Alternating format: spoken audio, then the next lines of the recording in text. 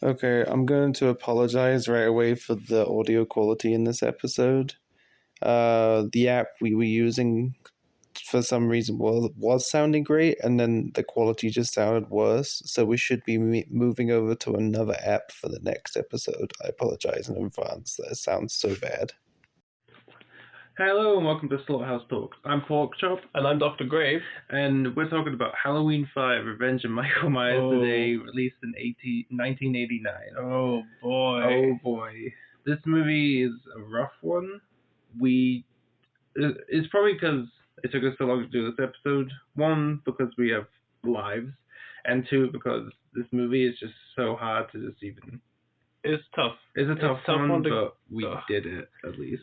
I have so much love for the fourth film, and I've talked about it frequently, that 1, 2, 3, and 4, if you cut out 3, 4 is a perfect ending for a trilogy of Halloween, personally for me. Oh, so 3 didn't exist? If 3 didn't... 4 was 3? Yeah. Okay. I think 4 is a really good Halloween film. It's not the best Halloween film, but it's a really good Halloween film. And I think because Danielle Harris is a strong, like, plot point, really. Yeah. Just to hook everything together. She's really good. And for this film to mistreat her so badly, and for everyone to be mistreated so badly in this film, everyone was basically fucked over. This film feels rushed and just feels there was no heart in it after 4. It was rushed because 4 did somewhat so well, so they were ready to get back into it. And I know there was like switching of behind the scenes things, like moving directors and writers, and just situations had to be changed. It was just a mess. And you can tell. Yeah, you could tell, especially when we get into characters. Ellie Cornell, she was really fucked over in this movie. She played Rachel. It was just like, wow, what a lovable character. Oh, let's make her stupid. Right. And she hated it because it's like she was so smart before. Mm-hmm. So speaking of that, do you want to just go into characters and cast? I'll begin with that for you. We've got Danielle Harris, of course, Jamie Lloyd. She's mute in this movie for a little while. It's so hard because she's so good. She's so good. We got Donald Pleasance again. Yes. Dr. Loomis. He's just insane in this one. He lost his everything. Do we have one more film with him after this? Yeah, we have 6, and then rest in peace, because Donald Pleasance passed away after. So sad. Dylan Shanks plays Michael Myers this time, or The Shape. Ellie Cornell, who I mentioned earlier, is Rachel. Tamara Glynn plays Samantha, who is Tina's friend. And she was from 4. And yeah, Tina's from 4. Jeffrey Landman plays Billy.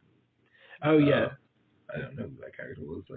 I have to rethink about it. The little boy. He's the little stuttering kid? Yeah. Okay. Now I'm good. Matthew Walker Spitz, who is Samantha's boyfriend. He's very interesting. Spitz. Bustar is back as Sheriff Ben Beaker. Just a little bit older, really. Just a little bit older. Jonathan Chaffin plays Mike, who they just have another Michael character in this movie to make the situation and that scene work. He's an asshole. And then ending on Wendy Kaplan, who plays Tina. And that's it, everyone. That's all we have. There's quite a few, I would say, for this. We don't see all of them, but I mean that's enough characters to be. There's so many characters jumping, few and far between, and they get killed off so quickly. It's just like whatever at this point. Yeah. And I don't know about it. When we talked about like the lack of heart, that's how I felt with this one. Because 4, there was a strong emotional connection about these people. We don't really want them to die, in the first film. Yeah. I don't care who dies or lives in this one. I don't care. Yeah. I mean, they're all written to be all just kind of. They're just sacrificial lambs at this point. Yeah. Let's begin this masterpiece. So the movie opens up with this fiery orange text, which it's not a classic Halloween opening. No, but I dig the text, and I wish 4 did it. Yeah, because it's so cool. But it's that's it. It cuts between slash sounds. Yeah, it's slashes with Michael in the slashes. It's not a classic Halloween opening, not with the theme at all. I mean, the theme shows up a little bit, but it's all just classic, you buy a CD with Halloween sounds, that's it. Yeah, it's cut in between carving a pumpkin. Yeah. And we get to the Halloween pumpkin, and they ta-da, there you go. There you go, there's your Halloween 5, everyone. There's no heart, there's no feeling. We're just like, it's Halloween 5. Yeah, enjoy. Yeah. Take my money. You can leave the cinema now or stay. So the movie opens with the end of Halloween 4. So Michael gets shot up and falls down there. He really gets absolutely obliterated, like Predator style, and shot down a well, which leads to a river. Water passage that leads to the main river of Haddonfield. I guess that works. So they throw TNT down it. The cops throw TNT down it, and that's what causes them to like jump into like this river and this creek. Basically, it's massive. It's huge. And then we get a lovable shot of Michael floating down a river, and this is not a good image for our main villain. It's so goofy. If you could play any like theme over it, like anything, anything goofiest theme you could think of, play that over that scene, it would work. Oh my god, he's flying down the river and he eventually gets to... He ends up at a captain's shack. It doesn't even fit. He looks like he's at the Pirates of the Caribbean waiting line. Yeah, he ends up at this place with a captain's shack. Do we even get his name? Oh, we're on a Captain Greg. Captain Greg and his little parrot. Petey? Yeah, Pete. I don't know. He shows up and he's like smoking around and he hears like fumbling and Michael appears. It was Shaq and Michael lunges at him and grabs him and then just collapses. He just collapses and it's like, okay. And it's 1 year later. Yeah, 1 year and it's Halloween Eve. Okay. Eve of Halloween. And we get a cut to Jamie's in hospital and she's having a nightmare of her killing her mother from 4 again. Mm. And then Jamie tries to scream, but she gets up and she's fucking mute. Make a lovable character not speak. That's a great idea. I hate it because she's so good. Future directors and screenwriters take note. Just a character everyone really, really like, just really fuck them over. Yeah, just do that. And you'll make millions. It makes a better movie, apparently. Michael wakes up as well, and we get the first inkling of this thorn. He turns his hand over and there's a thorn tattoo. So yeah, I'm sorry I don't sound enthused, but it's just I'm not a big fan of this movie. We're gonna get either angry or just less enthusiastic by the end of this. But now we have the thorn tattoo, which will be connected in the next film, and then it peeks up in every other movie, like backgrounds or in the mask and It's really not fucking important. It's really not. So Jamie and Michael, who's her uncle, Uncle Mikey, Uncle Boogeyman, they have a mental connection, and like she twitches, he twitches, and Michael gets up and he kills this captain guy who gave him a bed for a year. You son of a bitch! And it just killed him. Just straight up killed him. Probably ate the parrot. I think he breaks his neck. Yes. Yeah, and then Jamie goes into shock and starts choking. And he's like writing stuff. Yeah, and out of nowhere, Loomis appears. Yeah. Just behind this doctor, and it's like, she will stabilize. And it's like, where were you? Where'd you come from? It's like, no, you can't do this. And then she does, and then, like, she stabilizes. She has this message, and it says, he's coming for me. Yeah. And, like, Loomis is now, like, going totally, he's like, oh my god. Where is he? Where is he? Yeah. It's so weird because there's so many weird interrogation scenes between Loomis and her. He's really creepy. She's a child, and he's interrogating her like she's murdered someone, literally, like she's like a full-grown adult. And he's going right up to her, like face to face, like cheek to cheek, and talking. It's weird. Yeah, it's alcoholic breath. But Rachel, after like all that, Rachel comes in and sees Jamie, and then Tina's there. Tina shows up with Max, the new dog, because Sunday died in the 4th one.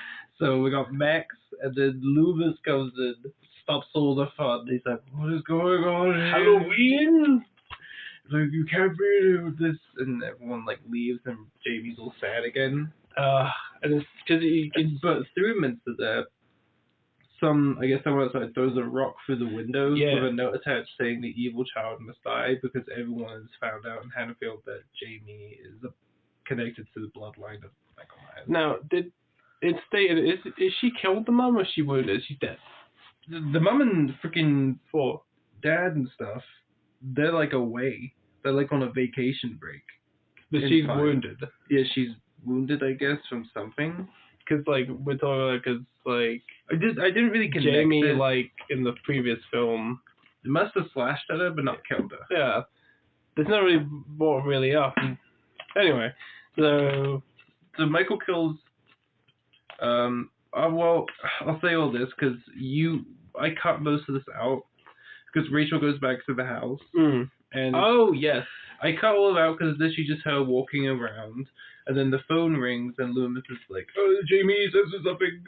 yeah, Jamie's at like school and she's gets that connection again because Michael's now conscious walking around and like yeah.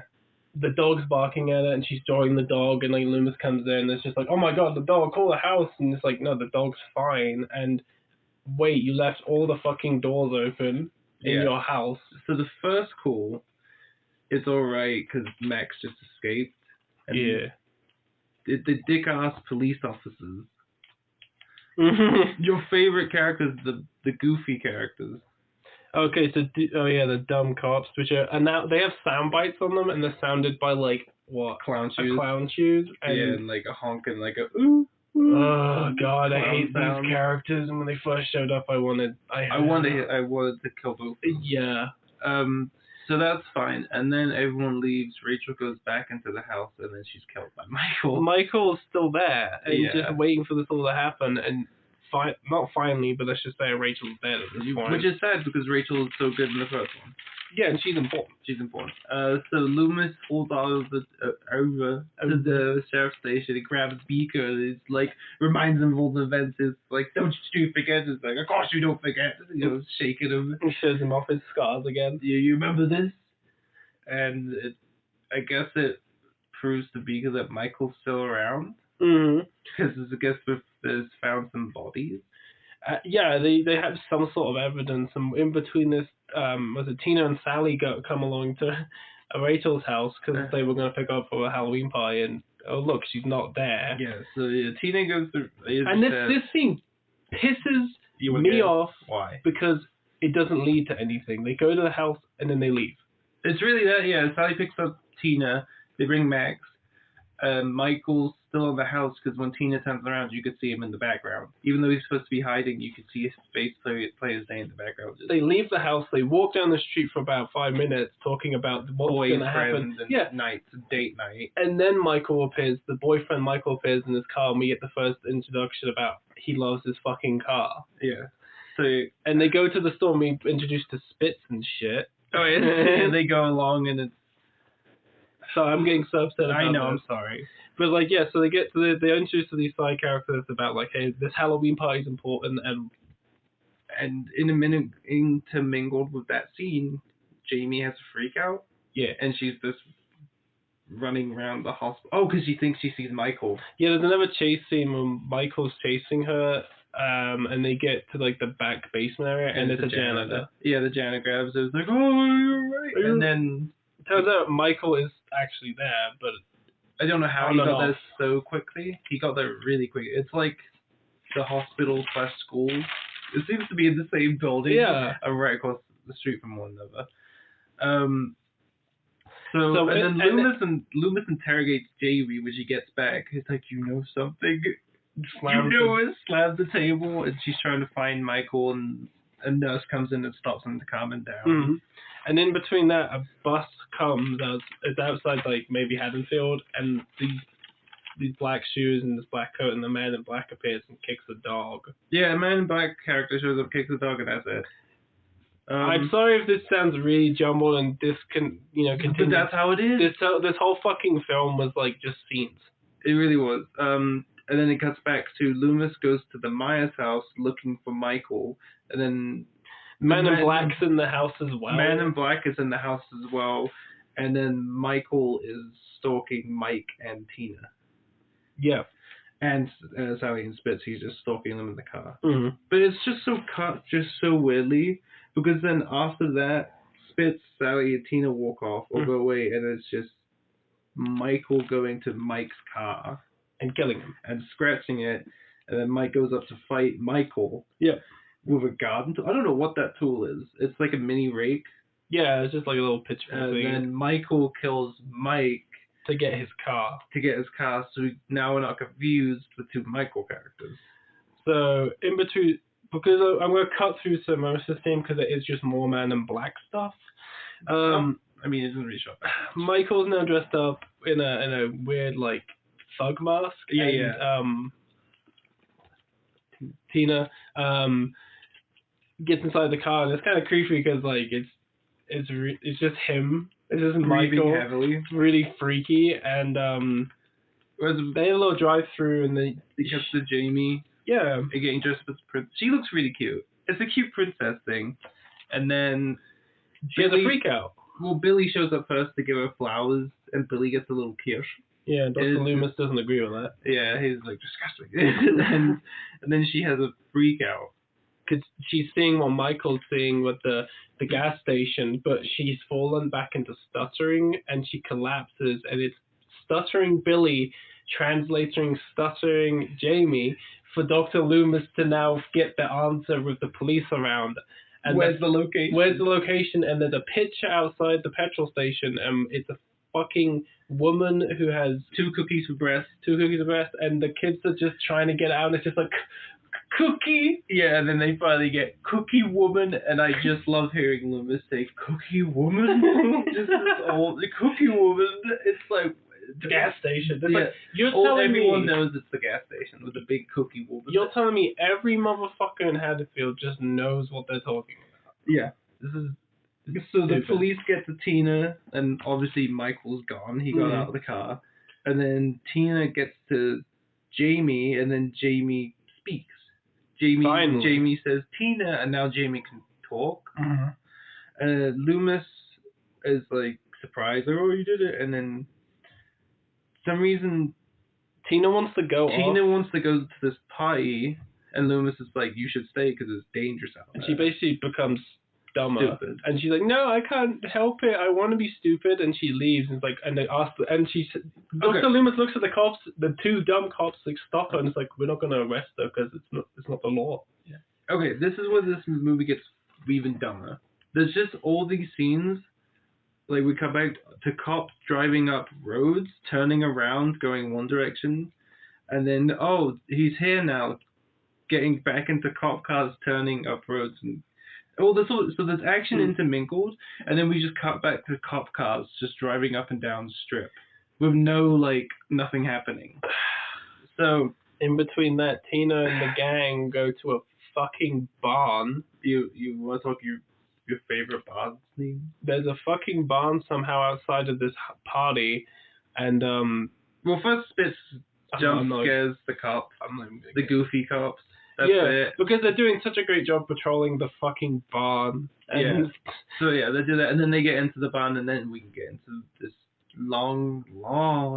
Everyone goes off, and they're like, "What's that fucking noise?" There's a crate of kittens in the barn. Number one.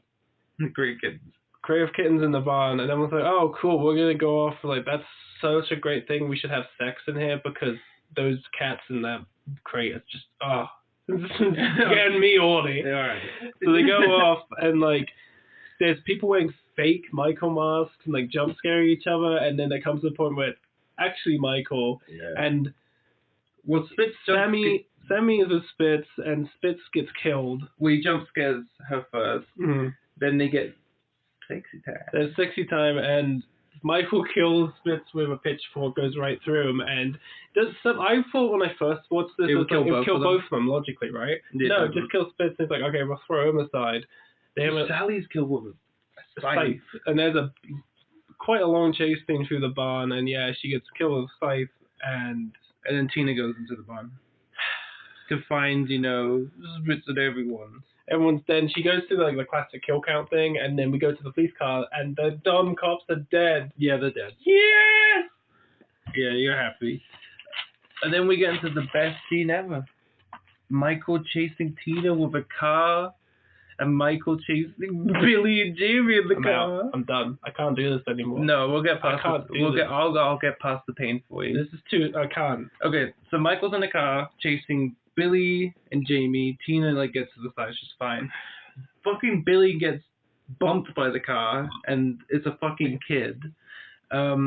I wrote dumb fucking scene. What did you write for yours? I said I can't fucking believe this is in a Halloween film. Okay, good. And then the car, Tina gets in front of Jamie, and then the car veers off and goes to the tree and explodes. Jamie and Tina and Billy are okay, and then Michael gets out of the exploded car and kills Tina. This is pain. Loomis shows up with the cops in the woods. Jamie, and he talks into the woods. He talks into the woods to supposedly Michael, like, go back to your house. Your rage will kill you too, Michael. Can I just say though, for this movie, if you watch the behind the scenes or commentary, they even agreed that Donald Pleasance at this point was drunk for the whole film. I don't. And you can tell it because the bit when he's looking into the woods, he had to ask the actor, just be there even if I don't see you, and he's like veering off, and he like kind of looks to the side and then walks away, and he kind of does that for every other scene, like checking the director before he walks off, and it's like, oh dear. He's lost it. Loomis, talks the woods, and then so the plan is we go to the Myers house. Jamie and Loomis stay there in is the a pervert cop in that house. He's so creepy. He's kind of creepy. But the plan is keep Jamie and Loomis in the Myers. Well, Loomis stay with Jamie in the Myers house, so Michael can show up so he can kill Michael, because we know he wants Jamie. So we get the Jamie in the weird cop moment, learning the signals to like what to call, and then Loomis threatens the cop to stay after like Michael shows up. And then all the cops drive away and leave the cop in the house with him. But I get so much pain because what's the fucking point? There's no point. Loomis threatens the cop to stay, which is so funny because Michael, what's his name? Who, the cop? Yeah. I don't give a fuck. It's funny because he just threatens cop the cop. NPC 2. Okay. The cop gets killed by Michael. I'm going through this as fast as I can because it's just so sad. I'm getting so pained. Then Loomis goes crazy and waits like inside and outside, and then Loomis talks to Michael because for some reason Michael's already there up the stairs because he goes back inside and he's already on the second banister already. Mm-hmm. Michael's already there because he tried breaking in earlier. So Michael slashes Loomis's chest and throws him off the mini balcony downstairs. And then Michael tries to break into the room. His cop's name is Charlie. Why don't you write that down? The cop's name is Charlie. So Michael breaks into the door and Charlie shoots him. Yes, and Michael falls down for like 2 seconds and gets back up. And then Charlie gets hanged out the window. He gets a rope and thrown out the window. And then Jamie does a wonderful. She runs up to the attic. I got it. You feel better now? They do a cat and mouse chase. They get to the attic, and we finally get to see Rachel. She's dead. Yeah, we get to see all the other boys. We have Rachel's there. We get to see Max, who's a stuffed dog toy. Like, I'm not joking. It's like they went to like Dollar Tree and bought like a stuffed and put blood on it. Yeah, and it's fucking awful. And then there's a coffin. Oh yeah, there's a coffin in there for some reason. And she goes up, and Michael comes up, and it's obviously Jamie gets in the coffin. Yeah, and Michael's about to kill her, and she's like, Uncle Boogeyman. Yeah, the Uncle Boogeyman. And I already lost all faith in the movie, but this is the bit where I want to kill myself. Why? It's like, she's like, let me see, and she takes the mask off. And in the first one, we take the mask off. There's some pretty good like FX to make him kind of mysterious, kind of like not deformed but beat up. Yeah. We just see an eyeball. It's just a close up in half shadow of an eyeball, and there's no makeup. Oh. There's no anything. He has hair, like long hair, like perfectly cut hair. Yeah, nice hair. And he shifts back and he puts the mask on and he goes on his little killing spree, and he like smashes up the coffin. Yeah. He's so crazy, and Jamie leaves and gets downstairs, and Loomis is still alive somehow and grabs Jamie. Well, you cut out the going for the air then. Is that? Yeah, that's a scene. She's going for like the fireplace vent in the basement, and Michael's stabbing the vent, and she almost gets stabbed. No, it's in this one. You just lost faith and just stopped paying attention. No, it's in this one. They did the same scene again. Oh, I guess they did. And they stab it, and then she goes up from the basement to Loomis. Loomis is fine. Yeah, I guess.